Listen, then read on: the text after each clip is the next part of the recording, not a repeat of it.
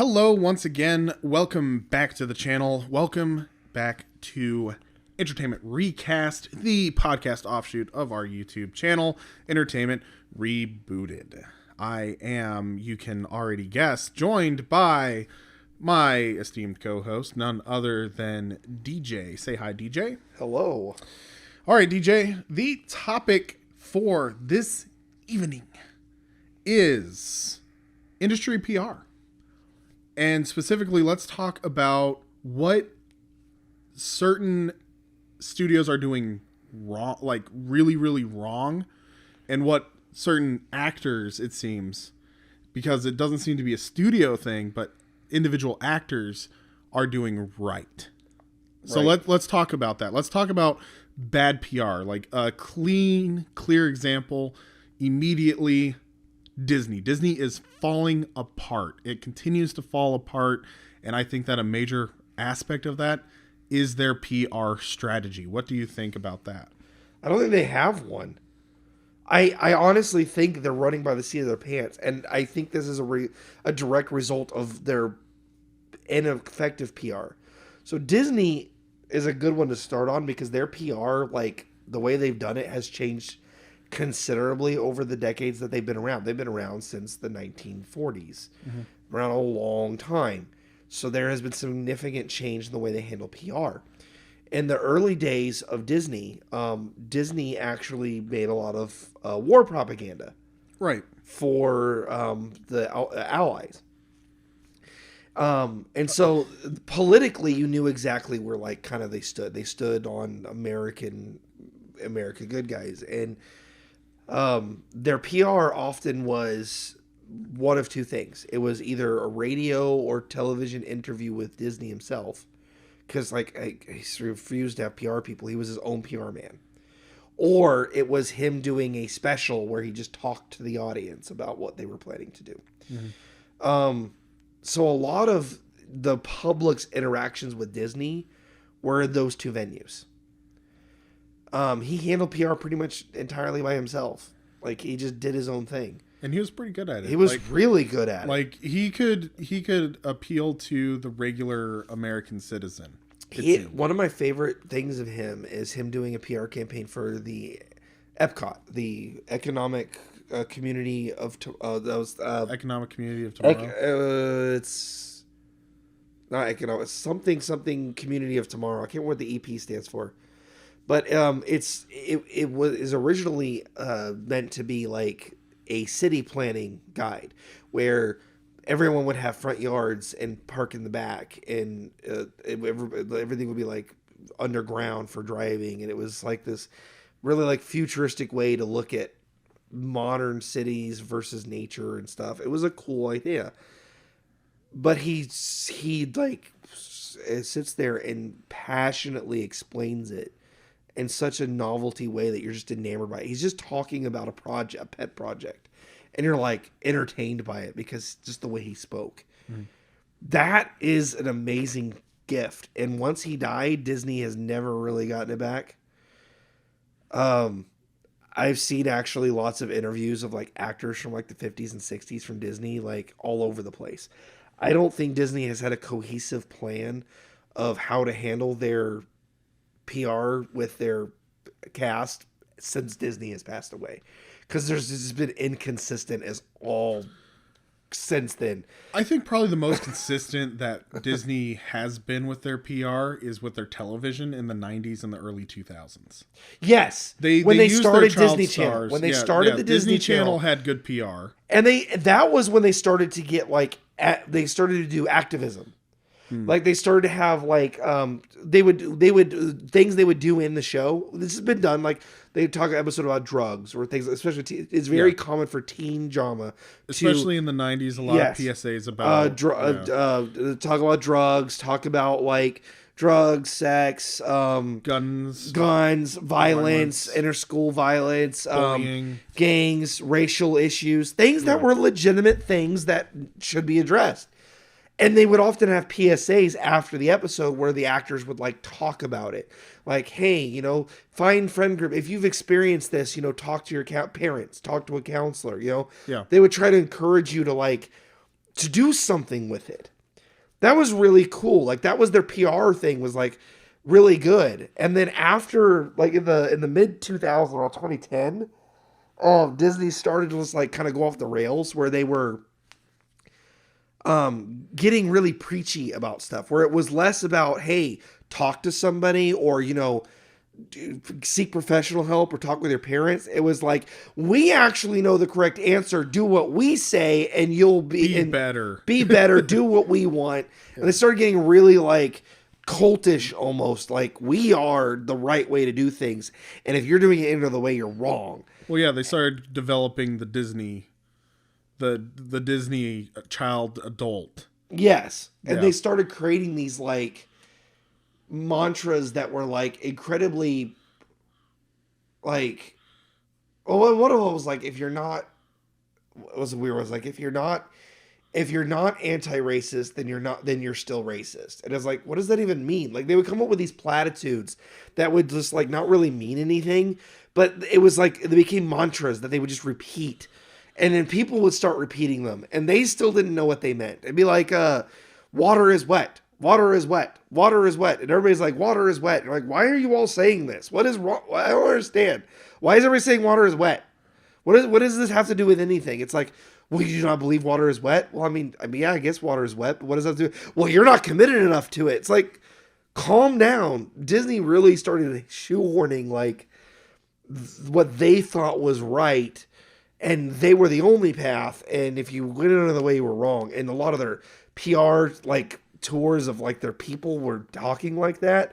That was like from like 2015, I think is right when that started. And it's died a little bit now, because I think they realized that people don't like being talked down to like that.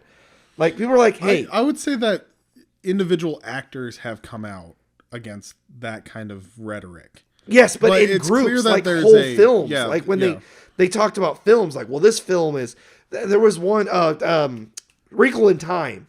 Yeah. What is this film about? It's about fighting the patriarchy. And I'm like, what?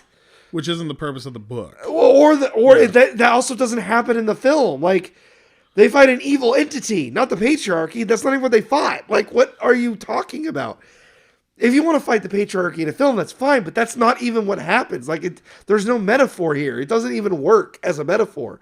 Like, it's an evil, otherworldly entity that is pure evil. It doesn't really have a concept, and it just doesn't make sense. That's what I mean.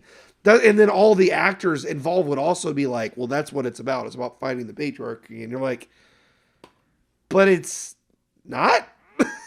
But not giving examples. They're not sitting here like, they never would say, well, this is how it metaphors into it. They'd be like, it's about that. And then they just leave it at that without any reconciliation or, well, okay, well, how does it fight the patriarchy? How can we use this to fight the patriarchy? How can we use this to fight another climate change? Disney got really big into the climate change thing. And they're like, well, we're all going to die from the climate. But all of their movies that they do would either not solve the problem or solve it in a way that we don't have the ability to solve it with. Well, yeah, like WALL-E and... Yeah, mystically, like WALL-E shows a world that's impossible. We don't even we wouldn't produce enough trash in a million years to destroy the Earth that way. Yeah. Like, it's impractically, comically bad. And so it doesn't even make sense. And you're like, that's not how trash or nature or any of this works. You're trying to make like a message off of impractical like viewpoints, and then it solves it miraculously without actually explaining how. Oh, it just solved itself. Eventually nature just reconquered the earth. So what you're saying is we just sit here and do nothing long enough and it'll just solve itself? Didn't we watched a movie recently that had one of those messages where it was talking about how awful humans were, and then the solution was literally the aliens in the movie solved the issue. Oh yes. We'll figure it out. I remember that we were watching it, and literally it was a very preachy movie for no reason, and then the solution was like the aliens solved the issue. What film was that? I remember us talking about that afterwards, and we're like, because we hated that film. We were like, this film is awful because it's so preachy and in your face and talking about how awful you are. But the solution that it presents doesn't exist. Yeah, and a practical solution that we couldn't even. Was it Flash? No, Flash didn't have a message like that. It literally was something of like some otherworldly entity had to solve the problem. And it's a movie that we saw last year. It's one of the. I don't know. I can look it up while we're talking, but yeah, yeah. I remember that. I remember specifically getting out and being like, "What was the point?" Like, they made this big deal about the environment being destroyed, and like they didn't even fix it. Like, well, we already figured out the solution, and we're like, we got to help them figure out. Well, we were just. It was It was Aquaman. Aquaman. The Atlanteans figured out the issue. So it talked about how awful and horrible and doomed we are as a species, and the solution to the film was fictitious technology from Aquaman and the Atlanteans. They were actually talking about how we almost destroyed the planet worse than the humans are, and it's like the whole point was like humans are dangerous to the planet, but we learned our lesson, so we can help them learn it with futuristic technology that doesn't exist. Like, what was that supposed to do for me? Yeah, and the problem is, those messages will then be shoehorned into the PR campaigns of the actors and the producers, where they'll be like, well, yeah, it's AI is one of my favorite examples of this. When AI was made, I think Steven Spielberg made that film, right? Yeah. It was made to be, it was his ode to Stanley Kubrick because he had passed away. So he made AI like in a it very much feels like a Stanley Kubrick movie. Right. But there's this thing where New York is underwater because of global warming. Like New York is like the water is like up to like the 40th floor of buildings. There isn't enough water on Earth. If all of the water melted if all ice melted on Earth, it would not get that high. Well, Most of the ice is already in the water, and the sea level is already accounting for it. Yes, because it's like ice cubes. Yes, if all ice from actual landmasses like Antarctica actually did move to the water, it wouldn't even be able to get as high as they made it in that film. Yeah. And he, in interviews, was like, I wanted to show the impact that global warming will have if we don't do something. And I was like, that isn't even what's going to happen. Like, that can't. There's not enough water on the planet. If all the water on Earth ended up in the oceans, it wouldn't be that high. There's lower than sea level areas inland that would fill up with water before it stayed over there. Like it. DJ, I think that what we've moved from is we've moved from the bad PR relationships with the studios to bad messaging in movies. Well, it's related. Well, maybe we brought the topic a little bit, messaging in general, but PR, we're really, like when we talk about our adaptations, we do tend to focus on other adaptations too. Well, that's fair. Messaging is important, but in my opinion, a lot of bad PR comes from the fact that the studios don't even know what their messages are. Well, like they come with a message and they give their people the message and they kind of let them run wild with it. And they end up like going all over the place because a lot of actors in Hollywood have the same opinions as the directors and the writers. The studio. Hollywood tends to be kind of a monolith and like thought, not necessarily because people think that way, but because Hollywood is a massive echo chamber and they do whatever they think is popular. Hollywood used to be conservative, quote unquote. Yeah. Quote unquote. They used to like dress conservatively, and they stopped doing that because they didn't think it was popular anymore. They never were. Hollywood is full of fake people, actors, and the people who lie for a living are, and I'm not talking about like the industry as a whole. I mean specifically actors. People who lie for a living can lie for a living in any situation. Well, and so they do whatever their handlers tell them to do. You feed them a line, they'll say the line. Yes, that's the thing about that's actors. What they do. Very few of them actually would think for themselves. They're not great. Or if they do, they don't. They keep their real opinions to themselves because their PR team tells them what to say, and they just say what they're told to say. Well, because because that's if what they they do in their movies. They're or if they go off script, they get blasted. yes. Like think about The real ones that go off script all the time often don't get a lot of roles or big roles. Yeah. Because the very same nature that makes you easy to be a PR person to tell you what to say also makes you a good actor in a film, because they can tell you what to say and you're going to say it. and you sound convincing saying it. Correct. Actors that struggle to keep their personal beliefs from getting into the things also tend to struggle being the characters they want to be. There's a correlation there. Like, the better the actor, the better the liar, the better they are at following direction and delivering lines, because that's what they do. But that's also a difference between, like, a method actor and, like, a character actor is the same thing with a character PR person, the method PR person. A method PR person is going to say exactly what they're told to say. They're going to get into character. They're creating a character. Their PR is a character. It's not them. It's a character just like they play in the shows. And they're playing the character they're told to play. The camera's rolling. They're paid to play a part. And they take the craft seriously. And a lot of them don't know when to turn it off. So they'll be just as in character when they're doing a PR piece as they are when they're doing... And you can tell, like, Jean-Luc Picard is one of my favorite characters because he's played by a method actor that gets so into the character. Patrick Stewart becomes that character.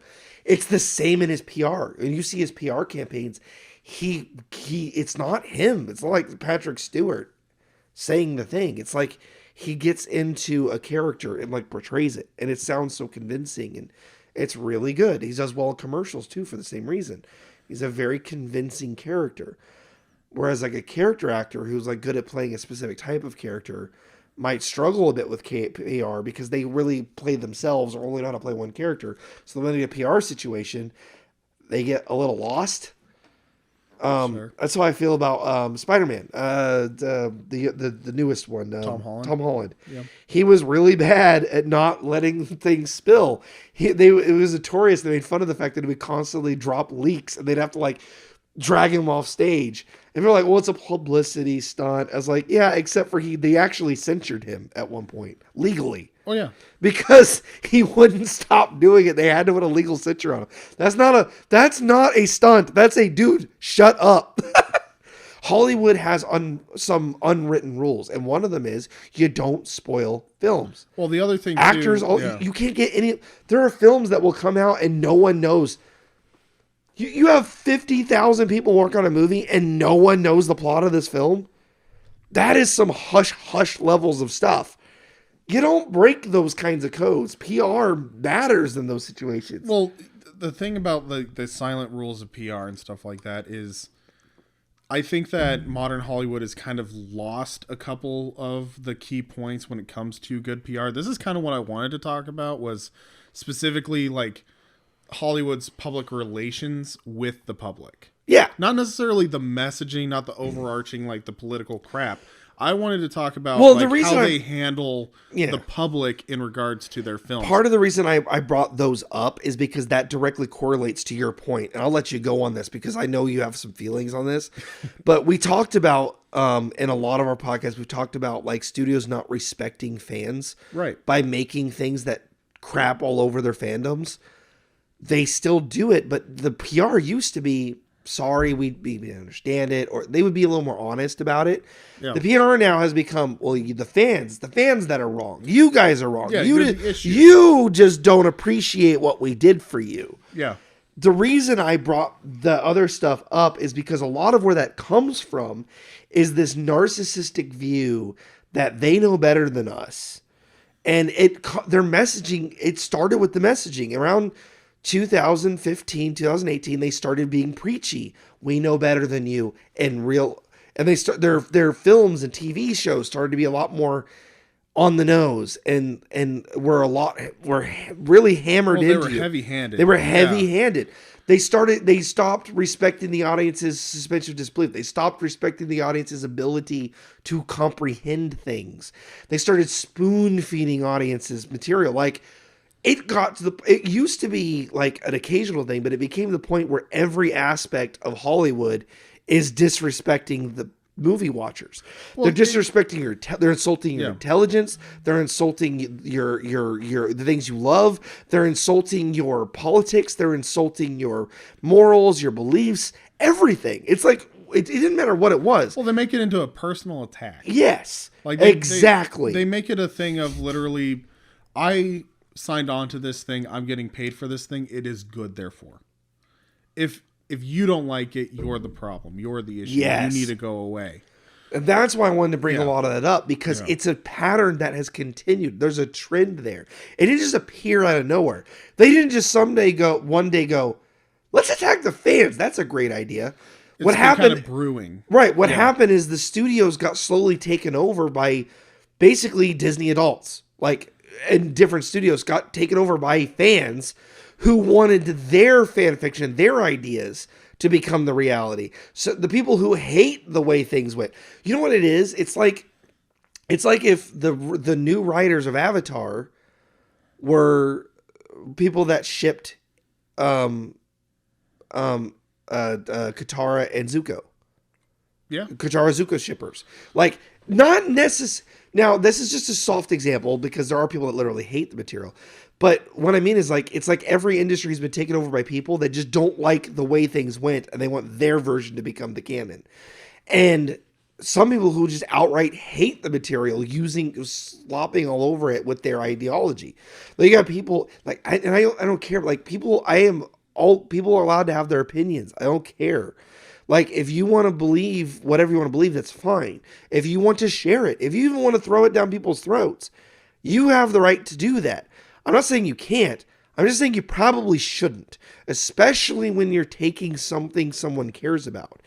And their PR practice has been a direct response to that, because what they've done is they take things that they don't respect, butchered them, and when the fans don't eat it up, they attack them in the PR circles. Like, well, you don't like this movie because you're racist. You don't like this movie because you don't understand it. You don't like this movie because you're just not a good person. You don't like this movie because it's not meant for you. You're not the intended audience. You're just toxic as a fandom. You're unpleasable. They said that about the Star Wars fans. You're unpleasable. We'll never be able to please you, even though they made things they liked. Like, a lot of Star Wars fans really enjoyed Rogue One. Yeah. That was really well accepted. And it female lead, had a very diverse cast. It was a fun film with a great mix of everything. Had all the things that Disney says we're supposed to hate, and it did well. Made another movie immediately afterwards, and like, people only hate it because it's a female-led film. You just made one that succeeded with the exact same premise. That doesn't work. You can't. It's like, it'd be like if a chocolate company made a chocolate bar. Yeah. That has nuts in it. Okay. Gave it to the public, and they loved it. And then they made a chocolate bar that has a different kind of nut in it, and gave it to the public, and they didn't like it, and they're like, well, you just ate chocolate with nuts in it. No, we just hated chocolate with those nuts in it. It's like you made a chocolate peanut bar and everybody loved it. Then you made a chocolate macadamia nut and it was less popular, and you're like, well, apparently people hate chocolate with nuts in it, so we're just going to keep making chocolate with nuts in it until you like it. And they keep making chocolate with macadamia nuts in it and keep blaming the people for hating it when they liked the chocolate with peanuts. You missed the point entirely. Like, they're not mad at you for the reasons you think.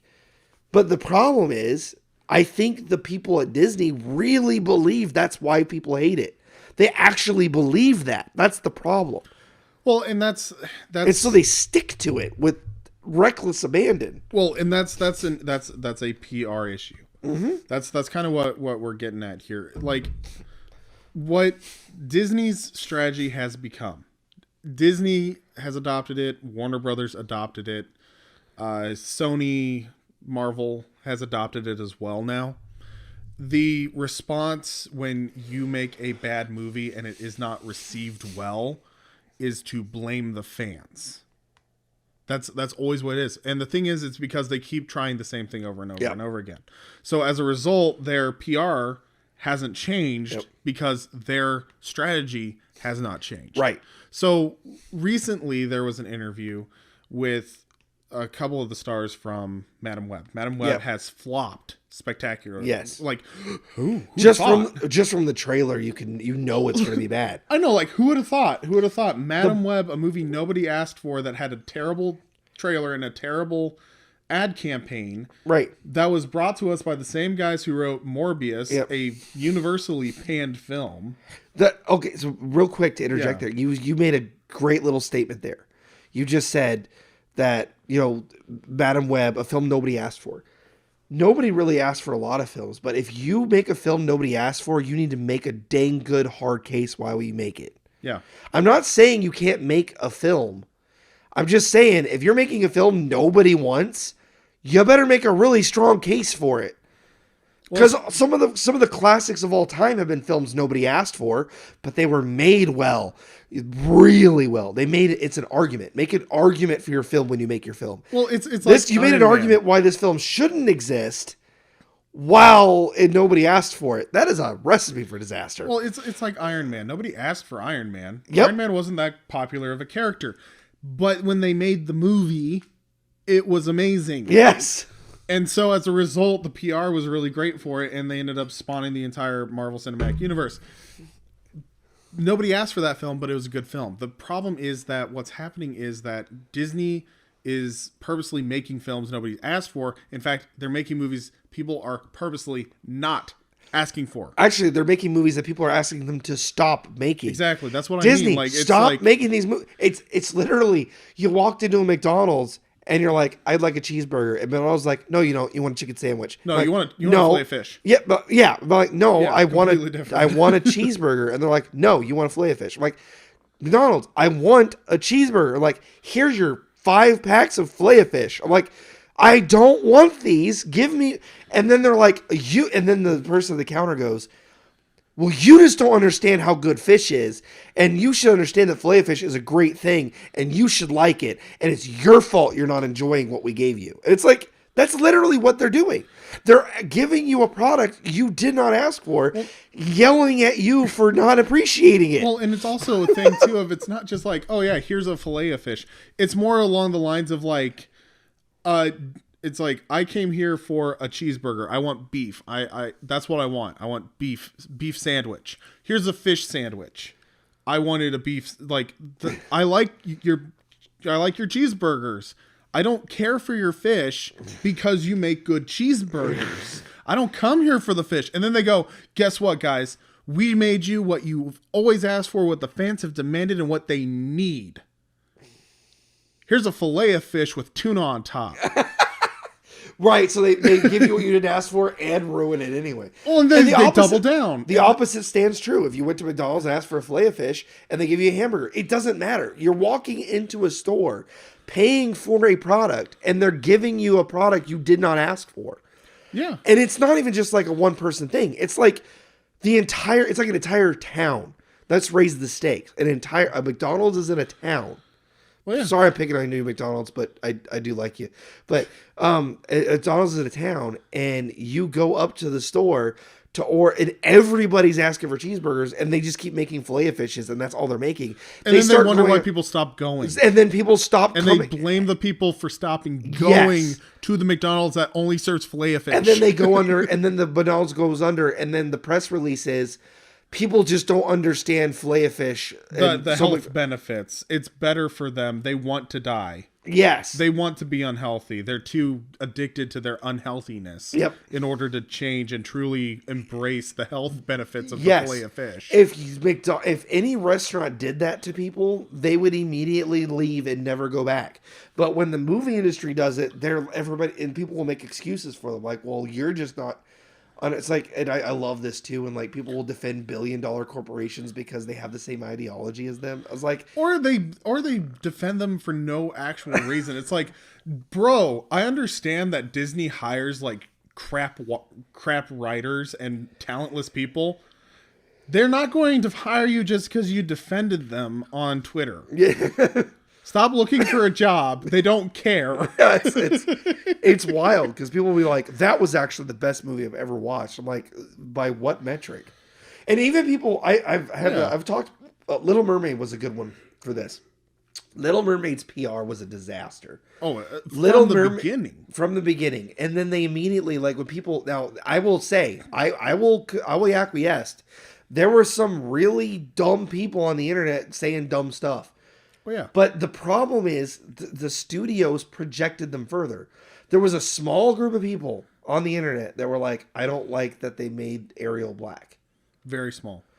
It was very small people. Now, I understand the argument, but most of the people making the argument were not making it on any legitimate grounds. Well, the ones that were not making it off of legitimate grounds were the ones that they fixated on. Yes. There were some people that literally were like, listen, I want, I do want, African-American princesses. I want them there. Don't put it in a remake. And other people would argue it's a Scandinavian folk tale. It doesn't fit. Yes. But they made it in but they made it into like but it made it kind of like Jamaican Sea, so they kind of do a little bit with it. So it works, but the problem is that the abject racists that were like really like personally like upset about this to a weird degree. Yeah. Which is anything above like that's just weird is pretty much like if you're angry at this, you're not focused on the right things in life. If you're angry that they made a mermaid black in a film, like you need to calm the frick down. Yeah. But I will even go as far as to say if you were like even like if you thought about it more than I was like, oh, that's interesting. Like I don't know why they would do that, but cool, I guess. Like that was basically how I took it. I didn't really care. There were some people that made decent arguments. I understand. Like one is that people make is that, well, they tend to make a lot of white characters black rather than invent new characters who are black. Okay. I get that argument, but it's still fantasy. Like I don't care. Like I'm just not that caring about it, but it doesn't matter. There were people that cared, and the studio PR wise hyper focused on those people and blew it up to a way bigger proportions than it was. They made it a controversy. Yes. They didn't make it dumb people on the internet. They made it a controversy. Right. So then the pundits on all the political sides got in on it. Yeah. Because pundits only care if something's popular. So the pundits, they start kicking this stuff around. It's bad. Because the pundits, they don't have any real... And everybody probably knows who I'm talking about. These are the people that don't have any real values of their own. They just say things to be controversial or to get people angry to get views. These are the people that drum up controversies that never were into controversies. They started coming out, how come they made Ariel black? Well, you should have made her black. And both sides, upsides, downsides, everybody got involved. And it became like a whole freaking fight in the trenches. And Disney ate it up. See, the fan base is toxic. They used it as a weapon against the fan base to prove the entire fan base is racist, and that's why the movie is not going to do well. They started preempting the failure of the film rather than waiting for it to even fail for them to use the narrative. Well, yeah, they started preempting the narrative. The PR literally went from, oh, the movie failed because this, that, or the other, to the movie's going to fail because of these people. And that was the thing, too. No, because they know it's not going to do well because they know the film is bad. Yeah. But it's interesting, like, their PR strategy, though. So, back to the thing.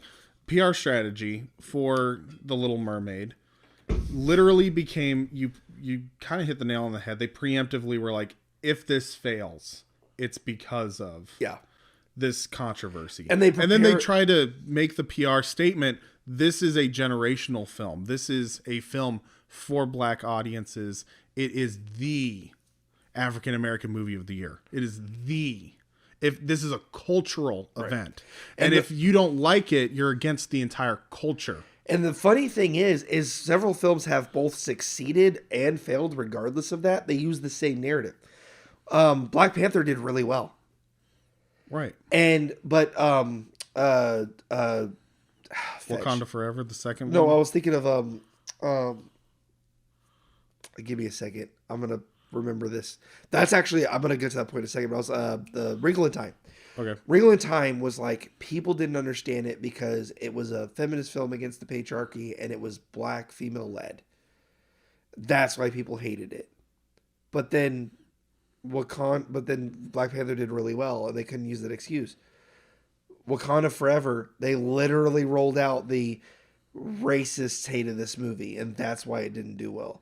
Well, why did the first one do well then? Right. Like, what? The first one did great. Why did the second one suddenly fail? Why did the first one fail? Because of how much did the racists get, like, 50 times the power since the last film that happened 3 years ago? Exactly. What changed? And that's the thing that doesn't make sense. Like, about... you can't use the same excuse like that. They do the same thing with Rey. People hate Rey. People hate Rey because she's a strong, independent woman. They hate Star Wars, the new Star Wars, because it's female led. Then they made Rogue One, and they're like, it does really well, female led. Shh! Don't say anything. Don't say anything. Don't say anything. Yeah, Next Star Wars film, people only hate it because it's female led. You just bookended 2 films above one. Used the same excuse for 2 films on 2 sides of a film that succeeded with the exact same premise. You're saying is the reason it tanked. You're insulting our intelligence. Stop it. Well, and it's their PR strategy. When a film goes poorly, Disney's PR strategy, Sony, Marvel's PR strategy is blame the fans. That's their immediate reaction. Their immediate thing. All of the actors and actresses are preemptively just like, oh, well, the fans are a bunch of dipshits. Oh, the fans are toxic. The fans are awful. They're all misogynists. They just hate women. They just hate this. They just hate that. And then they neglect the fact that since the 70s at the very latest, at the 70s, female-led films have done well. Alien is a great example. Has done well. Spawned a franchise. Buffy Alias. the Vampire Slayer. I know, Buffy the Vampire Slayer. Alias. Fetch, there's so many of them. Hunger Games. Hunger Games is a great example. Like, people are like, oh, every time I get into this argument with somebody, they're like, that's all you can name. It's like, no matter how many I name, that's all I can name. Like, I think at one point I named, it was like 147. And they're like, and that's only 147 to millions. I'm like, you'll never be happy. Like, well, and the thing is that it's just like they blame the fans and they're just like, oh my gosh, you're so sexist, you're so bigoted. In fact, like more female-led films have succeeded than have failed. Right, and The Color Purple, the one about the 3 scientists and NASA during the space program, Hidden Figures. Like, dude, just don't come at me about like female-led films like they do well more often than they fail. Right. You made a poor. I could go the opposite with male films. Morbius, male-led film, garbage. Spider-Man 3 is Sam Raimi's trilogy. It's a mess. Amazing Spider-Man 2, a mess. I can name hundreds of films that are male-led that are garbage. Like, don't start this whole thing that like you're using. And I know they know it's not true. Right. Like, somebody over there knows. There are people who truly believe this nonsense, but those are people that are ignoring empirical evidence, because there are hundreds of thousands of male-led films that have failed because they were bad, and hundreds of there may even be thousands of female-led films that succeeded. Singing in the Rain is a female-led film. The main character is a female. Damsel in Distress. My Fair Lady. My Fair Lady. Sound of Music. Sound of Music. Yes. Dude, we're just going down the freaking Gone with the Wind. Gone with the The King and I. Yeah. Jeez, like amazing classics. Waitress. Jeez. I mean, when we just talked about like Rogue One. Yeah, Rogue One. Shoot, the problem is I'm having trouble thinking of films, period, that have any male or female leads. I gotta think of films, But anyway, the point though still stands that these films have succeeded in the past. Yet the PR strategy is being like, it's just because nobody's ever wanted this. Nobody ever likes this. Nobody likes these kind of films, and it constantly falls on its face when you actually look at the evidence. Like for instance, people hate strong, independent female characters. People liked Black Widow. People like Gwen Stacy. It's freaking. That was the other thing. Like when they did Captain Marvel, everybody's like they hate her because she's a strong woman character. Her film did really well. You had 5 yeah other women in here that were superheroes already, and you had a ton in the X-Men series before it. Like to Rogue pick is from. Still one of the most popular characters. Yeah, like there's a ton Marvel, of them. Yeah. But Marvel is like, we want Captain... They did this with the comics. Marvel is insistent that Captain Marvel should be their lead character. And she's not popular in the comics. She's not popular in the TV shows. But I can tell you why. I can tell you movies. exactly why. She's a villain. Well, not because she's a villain. That's part of it. But the biggest reason is because she's dudeish. She's masculine. The Marvel has got this idea that only masculine female characters can be strong characters.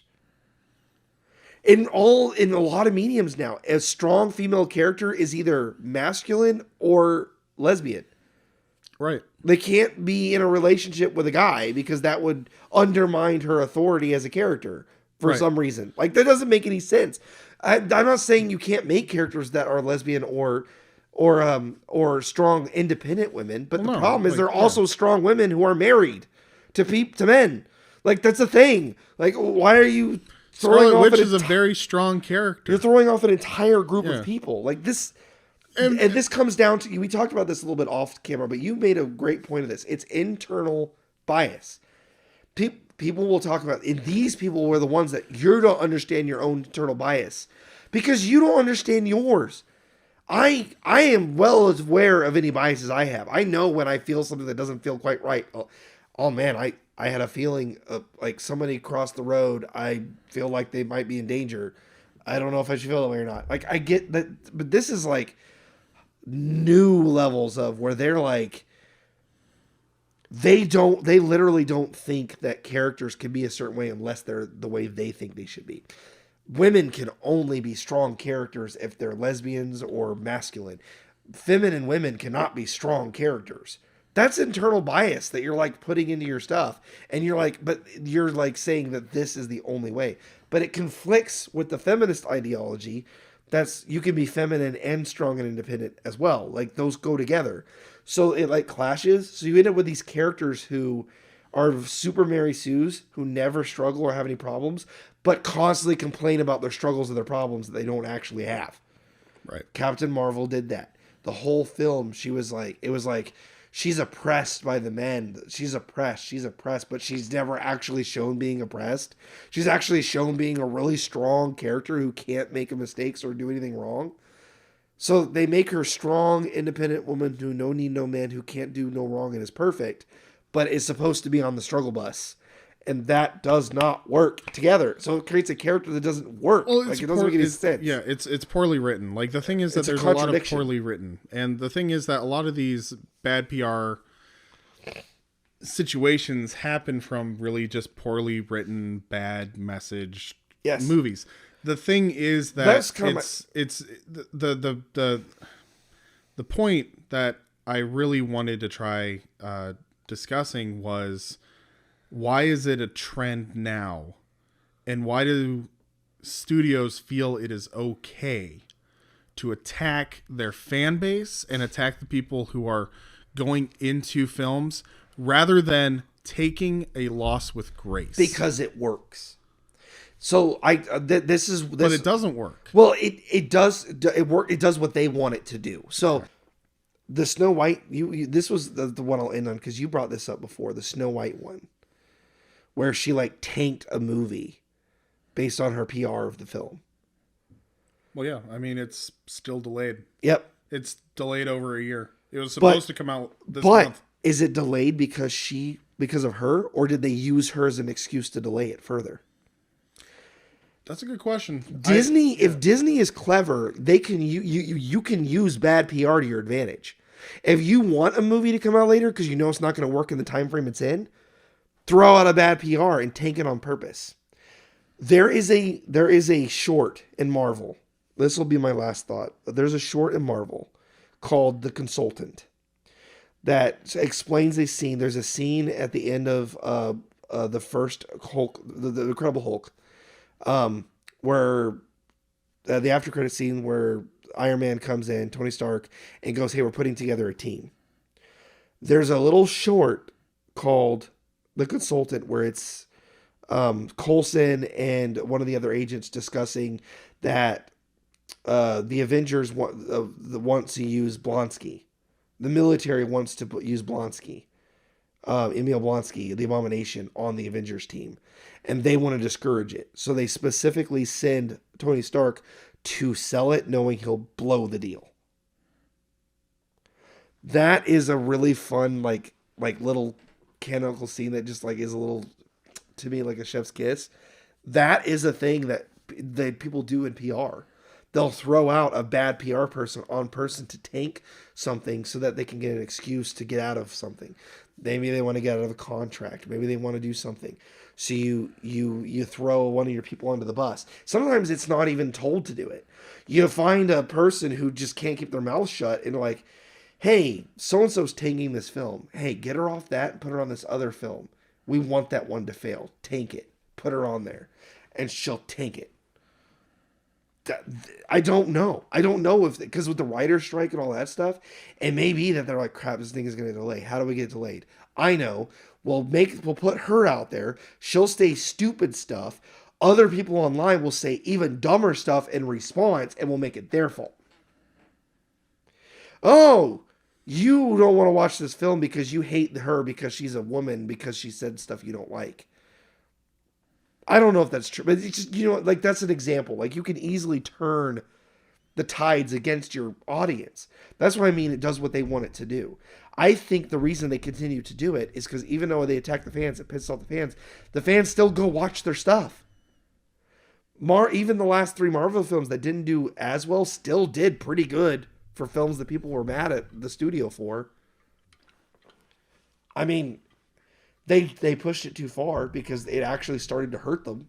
There was a bunch of films they made last year that nobody watched because people were tired of Disney's crap. So it backfired a little bit. Okay, so they renegotiate, work it out, figure out the perfect balance of blaming the fans versus they're going to use whatever tactic works. Or whatever tactic fools the agenda. That's my opinion on the whole thing. What about you? Why do you think they do it?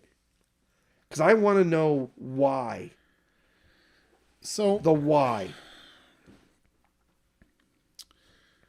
I think that there's pride involved. I think that it's a lot of pride in the brand. It's a lot of pride in the messaging.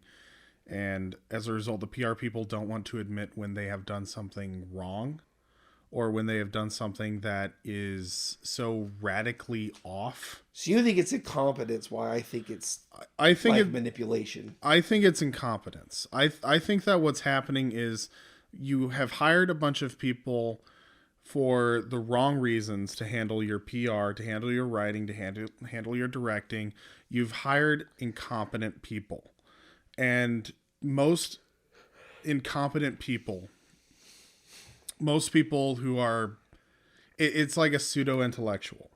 A pseudo-intellectual appears well-read. They appear wise. They appear smart. But the moment that you challenge anything that they do, because they have gotten their intellect, quote unquote, from an echo chamber. They live in platitudes. In platitudes and sayings. And whenever you challenge it, you prove the fact that they're not an actual intellectual, and they become not only angry, they become actively hostile, violent.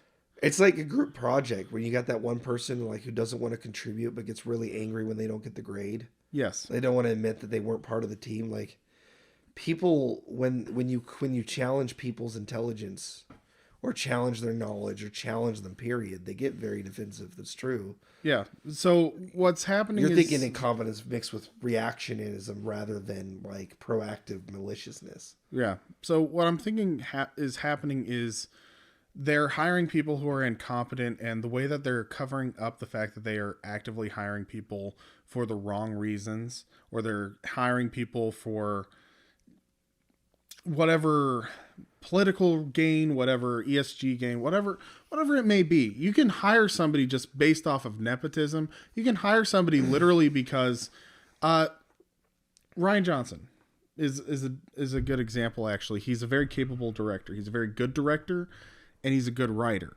He's made good films. He did not like Star Wars. He's been very active and adamant about the fact that he doesn't like Star Wars. But they still hired him for a Star Wars project because he's an up-and-coming director, and they wanted to have the visual of, we're helping this up-and-coming visionary director by giving him a big platform, so that way we can instill hope in our in our company. But that does exactly what Star Wars, what you think someone that hates it would do to it. Well, exactly. And instead of going around and accepting, okay, we did not do our research thoroughly, and we have botched this film by putting somebody in place that didn't like the film, but doubling down on our investment in them. Instead of taking the L, raising the costs, making a reshoot, doing a rewrite, actually paying attention to the product. Or stick with it and then just continue and do a better job of continuing it. But instead, what they did is blame fans for not liking it, and then completely disregarded it themselves. Right. That was a great insult to intelligence, where you not only told fans that it was their fault for not liking it, but you proved that you also did not like it by throwing it away in the canon with your own film, doing the exact same thing. You literally did what you blame the fans for doing, but pretended like you were better for it. That was dark, man. So in regards though to, say, the Marvels, their reaction was to blame the fans, and they blamed the fans because it's a female director, and it's a female writing team, and it's female led superheroes. They did not stop and acknowledge something. They hired a female director because she was female, not because she had anything to do with the superhero genre. Not because she had any interest in the superhero genre or the Marvel Cinematic Universe. In fact, in interviews, she showed that she was kind of incompetent when it came to superhero films, culture, etc. They did not acknowledge, we probably kind of jumped the gun and gave her a project that, one, she's not very passionate about, and two, is not very well suited to her talents. Yes. They had a writing team that did not read the comics, didn't care about the source material, and put together a very big jumbled mess. That was actually the point. So when I talked a little earlier, that was what I meant. When they hire people based off of what they'll do is they'll find people that think the same way that they do, but don't necessarily understand the source material. Or they hire friends, or they hire people that can talk well but don't write well. So you'll get people that'll be like, well, a good example, like you sit here like this, like, well, hey, do you believe that the sky is green? And they'll be like, well, yes. Okay, then you're hired. And it's like, okay, but do they understand farming? Because this is a movie about farming. But the questions you ask are, do you believe in the green sky? Like, that's unrelated to the farming thing. You ask the wrong questions, you're going to get the wrong answers. Right. And so they ended up with like... It's not even to say these people are untalented. Yeah. You just pick people that could be very talented, but aren't for the thing that you hired for. You're hiring science fiction writers to write nonfiction, historical nonfiction. That doesn't make any sense. So yeah, but the thing is that I say the Marvels, but actually a better example of this is actually recently with Madam Web. Madam Web, they hired the same writers behind Morbius because they're contracted with Sony. I guarantee you Sony has a contract with them for 5 films or whatever it is that they need to write a certain amount of movies. Morbius completely flopped, but they decided they wrote Morbius. They can probably write another comic I will film. actually strongly contend that the writing in Morbius was not the problem. It was the execution. But the film was actually really interestingly written. Like, the actual premise was interesting. The acting was horrible. The direction was bad. At the same time, though, I would move them to a different project. I wouldn't double down and make them another Marvel Correct. Film. So, but anyway, so they did that. They hired a bad... They did this. They just made the same movie again bad. So they did that, and then they hired a female director who her big claim to fame is British dramatic television. Oh boy. completely unqualified, never done anything with comic That books. actually makes a lot more sense because some of the way the dialogue was delivered in the trailer sounds an awful lot like the dialogue from a soap opera. Yeah. And so that's what she directed. That's what she's done. And then they hired an uncharismatic lead. Dakota Johnson is not that charismatic, and she clearly didn't read any comic books. She didn't care about the character. She didn't care about the comic universe or anything like that. She thought she was in the MCU. And she thought she was Spider-Woman. So you hired the wrong person for the job, and you didn't give them enough information for the job. And you had a poor script. You had a poor direction. Or you hired someone you thought was good, but she didn't do the research. Either way, she failed to understand the character. She should have become... If you get hired for a character you don't understand, learn the character. Exactly. And so the thing is, though, that all of this comes in and brews together, and then they send a really... Okay. And they send a really, really bad advertisement out. Their advertising campaign was garbage. Yep. All of the trailers are awful. They were panned. What happens when the movie flopped? The actresses came out, the directors came out, and they said the reason that you didn't like this film is because it's directed by a woman, because it was written for women, and because it has the acting of women. And that's just the natural tendency with the PR campaign, is they don't accept their losses with grace. They don't stop and they go, we made a mistake. We apologize. We made a mistake. Madam Web was an ambitious project, and we didn't execute it well, and we have disappointed the fans. Yep. And we will try to do better in the future. That would keep your fan base, because at least the next movie that comes out, even if it's crap, some people will be like, they acknowledge that there's something wrong. They acknowledge that they did something wrong. Maybe it's better. And it's interesting to see, though, the vast difference between some of the actresses, even within Madam Web. One of the actresses doubled down, and made bold statements that it was the fans' fault. It was all these different things' fault. And the fans need to catch up to the modern time. Like, that was like, she made this whole statement that sounded exactly like a Disney Marvel PR stunt. Yep.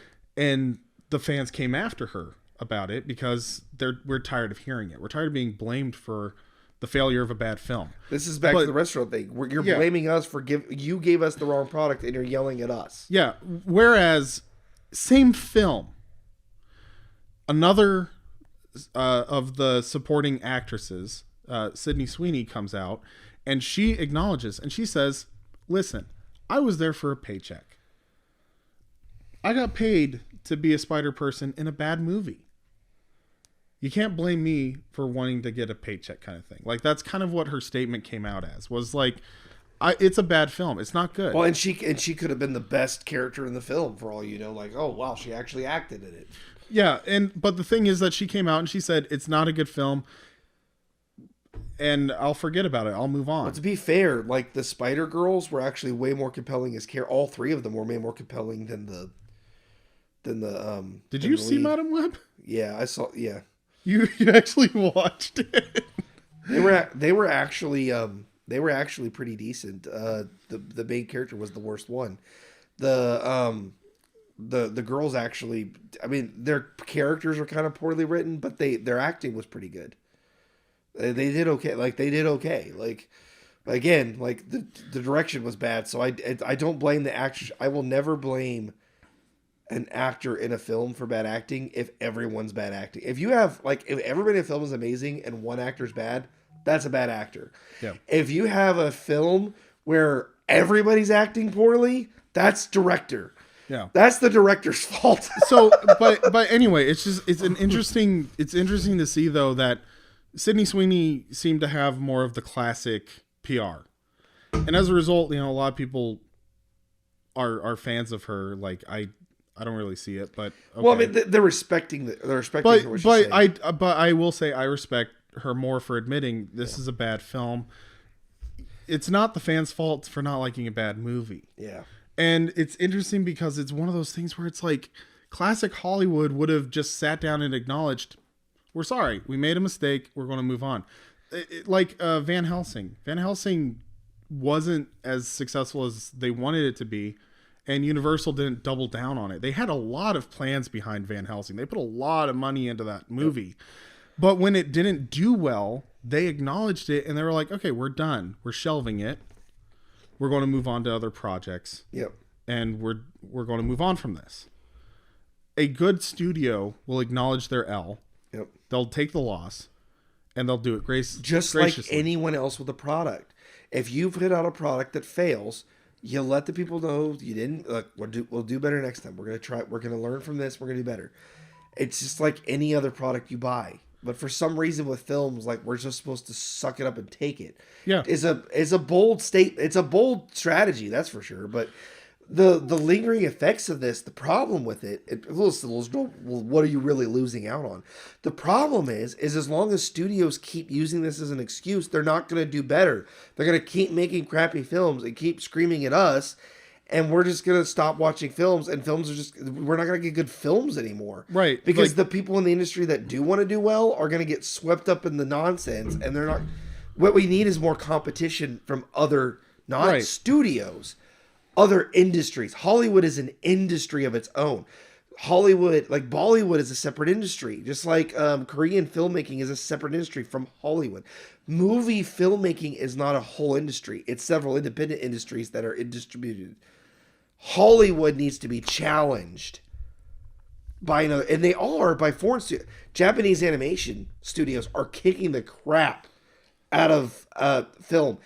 Two of the top-rated films that have come out were freaking animes in a series, like One Piece Red, and the train arc of Mugen Train. Mugen Train did incredibly well. Like they made so much, they made more money than like the 10 of like the Marvel films did. Well, because they were a lower budget and they made all their money back. Well, Godzilla -1. Yes. Godzilla -1 took theaters by storm. Yes. When the Marvels came out. Yes.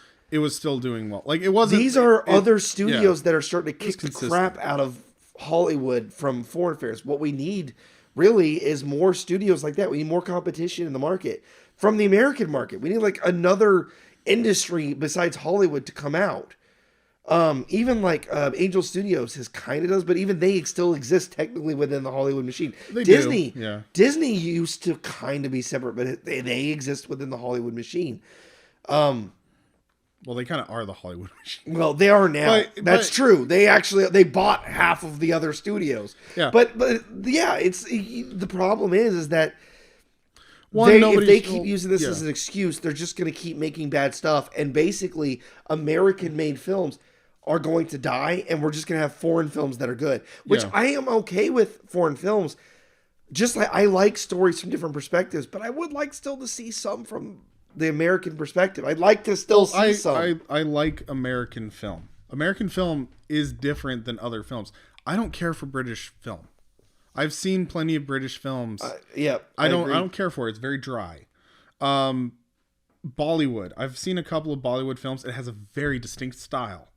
Japanese films has a very distinct style. I like the American style of filmmaking. It's why I got into film. Yes. So it's a thing where I think that this PR strategy is ultimately going to backfire because once you have alienated your entire audience, nobody's going to be willing to give you another chance. Right. It's gotten to that point for me. It's gotten to that point. I don't think if Sony makes another Marvel film that does not have Spider-Man in it, I'll go see it. I am not looking forward to Kraven the Hunter. I don't think I want to go see it. That one looks bad too. The MCU, all of the MCU TV shows, I stopped watching MCU TV shows after the whole debacle with She-Hulk. Oh gosh. It's unappealing. The whole thing's unappealing because I'm like, it's going to be bad and they're going to blame me for it. And even the MCU films that was actually that culminating. That She-Hulk is probably the greatest example of any of this because the villains in the film were the fans. They made Marvel fans the villains of the story. Yeah. And they literally took like Twitter posts of like, well, I don't care about Hulk, but She-Hulk, like, why not make an original character? Like, okay. Oh my gosh. Like, I get that argument is tired, but at the same time, you do it a lot. Yeah. So it's you keep making the argument relevant by buying into the argument. Like, stop buying into the argument. If you don't want them to have a legitimate point, stop giving them one. Yeah. Like, then you made that the actual plot of the show. Yeah. Like, holy crap. Like, tone deaf to a degree that is insane. And that's the thing, too. The PR... And I love the She-Hulk character. But anyway, the PR that Hollywood is doing right now is just that. It's 100% tone deaf. It's blaming the audience, it's alienating the audience, and it's doubling down on the things that the audience is not there to watch. We're there to be entertained. We're there to be removed from the world. Right. Preaching movies don't do well in general. Correct. You have to have an audience that's willing to listen to the echo chamber effect in order for it to do well. Well, even if that makes sense. Like, think Christian films. A lot of Christian films are only Christian audiences going to it, like Pure Flicks. Yeah. I don't know a single person ever. I have worked in a lot of different areas. I've worked in a lot of different communities. I have never once, outside of like a Bible study or a Christian circle, a church group, ever had somebody genuinely say, I'm so excited for the latest Pure Flicks or Angel Studios film to hit theaters, and I'm looking forward to going to it. Yep. It's made for a specific audience. It's made for a specific audience. And the thing is that when you they don't blame your specific audience, when you blame your specific audience for a bad film, you're going to lose that audience. And now you've lost the echo chamber effect, and you've lost every other advertising avenue that you've done. Hollywood needs to remember what PR is actually for and what films are made for. Films are meant for audiences. They are not meant just for the cast and crew. If the fans do not like it... If they were, then they could pay for it themselves. If the audience that you made the film for did not like the film, take the loss graciously. Don't blame the fans. Learn from your mistakes.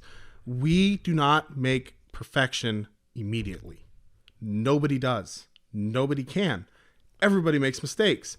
Everybody invests in things that aren't good. Yep. You double down on something and you start blaming people for not liking something when you made it for them. That's your issue. Yep. Not them. Yep. So Hollywood needs to remember that. Films are made for audiences. Films are made for people like you and me. They're not made just for the cast. There was an old saying that people used to say a lot that Star Wars is owned by the fans. That is not true. The fans do not own Star Wars. Star Wars is owned by the creators. However, Star Wars is made for the fans. Yep. That I can get behind. The fans do not own it, but it is for them. And studios, I think, have taken the extreme opposite. Fans for a long time have felt entitled, like they own a property because they attune to it. You don't. The person who created it owns it. It's theirs. They can do what they want with it. But you're the reason if it succeeds or fails. That is correct. Yeah. So it's made for them. If people only made movies for themselves, they can find, a lot of producers do. A lot of producers take their own money and throw it at a film they want to make, and they don't care if it makes money because it's a film they want to make. That's fine. People do that. There's a lot of producers that do that. Like actors who've always wanted to make a movie, they save up a ton of their own money and they make a film.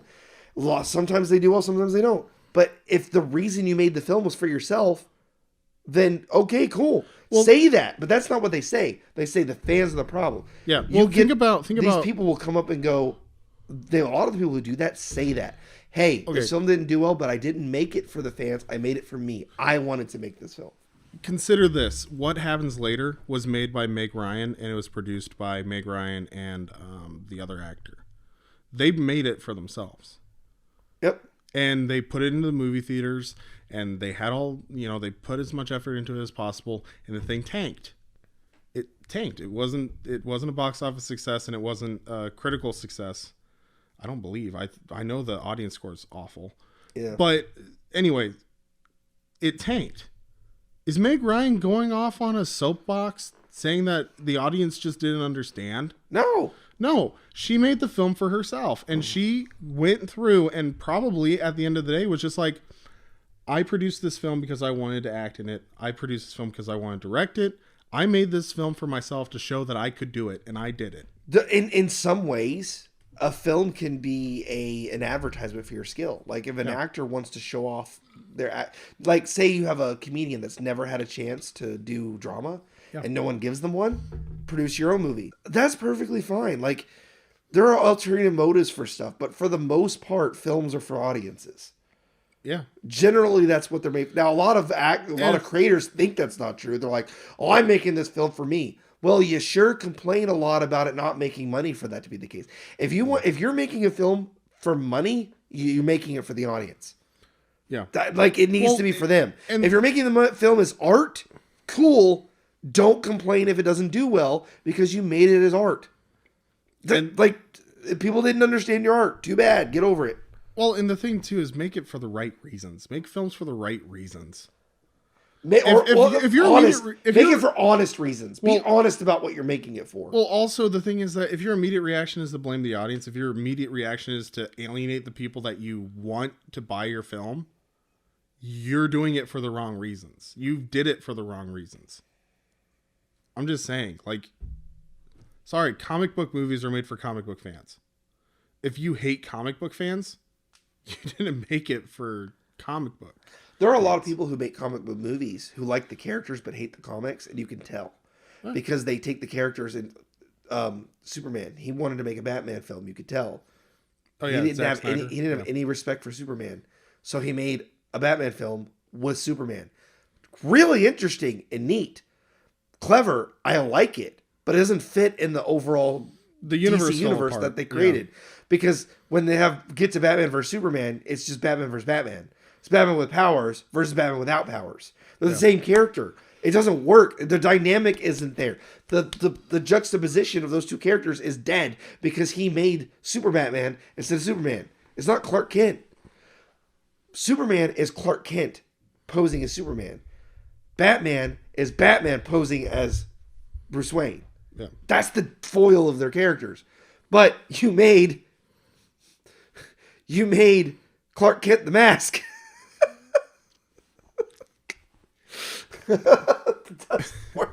Anyway, yeah, we have completely devolved. Completely. Oh, it's late. It's getting late. All right. Anyway, John.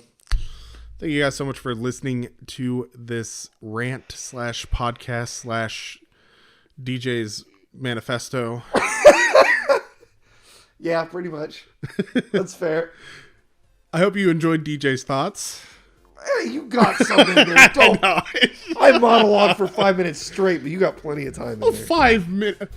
35. It was not that long. It was a while. I want to hear it. Anyway, if you like this content, let us know by leaving us a like. Otherwise, we're always open to your feedback in the comments below. If you really hate yourself, subscribe to the madness.